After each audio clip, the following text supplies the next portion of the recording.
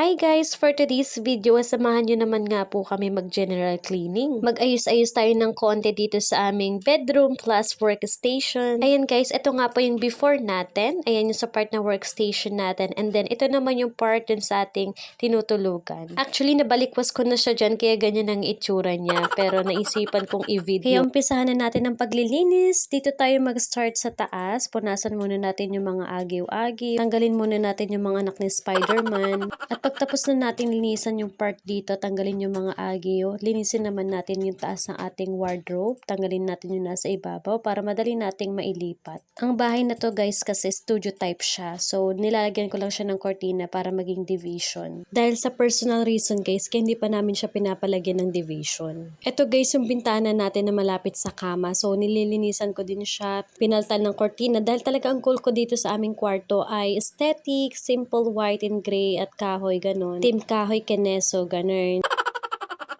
At guys, ito naman ang ating linisan, yung ating pinakakama. After ko siya punasan, nilagyan ko na siya ng kanyang sapin. Actually, duvet itong nilagay ko dito guys. Basta nilagyan ko na ng sapin bago ko nilagay yung foam. In-order ko lang yan guys dun sa TikTok. Dahil lagi nga po ako nag-aayos ng aming higaan, kaya yun, umorder na rin ako. Kaka-cellphone mo yan. At guys, next naman natin yung blinds natin. Linisan din natin to. Yan, tanggalin natin yung mga gabok-gabok at saka yung bintana natin. Punasan na rin natin. Ayan guys, hindi ko na naipakita sa inyo pero inilipat namin yung kama. Dito ko po siya ipinatapat sa may bintana para medyo makatipid tayo sa kuryente kasi 24/7 na yatang bukas ang electric pan namin. After ko sa bintana guys, ayan, nilinisan ko na ulit yung pinaka-foam para tanggalin yung mga nalaglag na agiw, yung gabo. At pagkapagpag ko nga, ayan, namili pa ako kung anong bedsheet ang ilalagay ko. Pero ang nanalo, yung white pa rin. At ayan na nga po yung ating final look. Napaka-satisfying. Ang linis. Ilang oras lang kaya itong maayos. Pero carry na at least na-organize. Kasi kailangan talaga natin ng maayos na higaan para makatulog tayo agad after shift. At dito naman tayo guys sa ating working station. So inayos ko lang yung mga kable-kable. Tapos binrush ko na rin yung keyboard at mouse ko para matanggal yung mga libag-libag. Next naman natin yung kay daddy na PC. Ayun nga, punas-punas lang din. Ayos-ayos yung kable. At guys, inilipat ko nga rin pala tong table natin. Dati naka-straight lang kami ni daddy. Ngayon, ginawa ko siyang pa-L. Ewan ko ba, ako lang ba na talagang palipat-lipat ang mga gamit sa bahay pag naglilinis?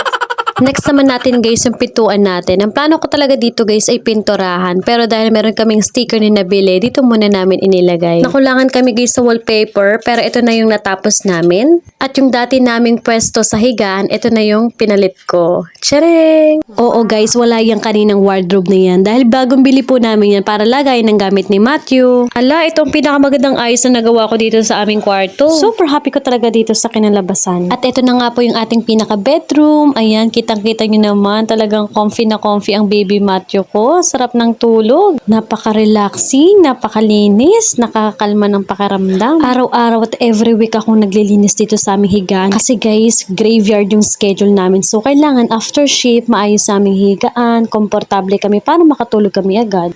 At dito sa right side, yung aming working area naman ni daddy. Ayan, dating straight siya, so ginawa ko naman siyang pa-L ngayon.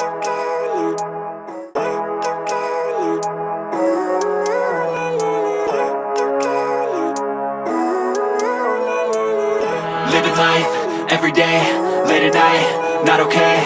All I want, and I pray, all I need are some better days. Me, I'm looking in the mirror, so foggy, but I've never seen clearer. I don't really think anyone can save me, and honestly I'm not really sure I want saving. I like to be my own worst enemy. There's no risk if you don't try at anything, so I'ma just keep buying everything. See you in the next life, have to be a better me. I don't think that my head's on straight, gotta flip it and grip it and go and get an x-ray. What's wrong with me? I just feel weight pushing on my chest and it squeezes till I suffocate. Better change my mindset, meditate. It's pretty cool that I'm alive and have better days. I could walk, see, hear, I should celebrate. Think I could change my mind, maybe elevate. Living life, everyday, late at night, not okay. All I want, and I pray, all I need are some better days. Yeah, all I need are some better days. Cause all I want, and I pray, I believe in the better days. I'm kinda stuck between a rock and a hard place. Do I work hard or live at my pace? You're only young once, yeah that's all great, but I also want a future where I'm okay. Living life is doing lots of cocaine. Wait no, it's living with no shame. Wait no, it's sleeping in on Sundays. I guess it's different for each of us and that's okay. Well I just wanna be happy, how to get there? Glad that you asked me. I think it's different for everyone. Some of us need work, others need fun. Some of us need purpose to overcome. But try to do what you love when it's said and done, cause there's so many differences in each of us. Trust your gut, it can show you what you want.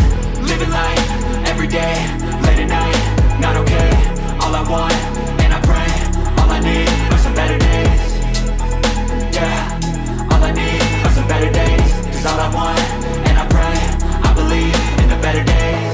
Living life, everyday, late at night, not okay. All I want, and I pray, all I need are some better days.